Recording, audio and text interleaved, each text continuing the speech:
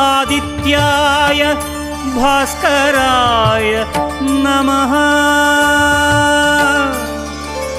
ॐ सूर्याय नमः आदित्याय नमः दिनकर कोटि प्रभाकर।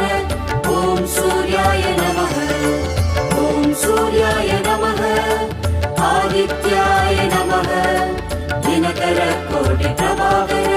ॐ सूर्याय नमः।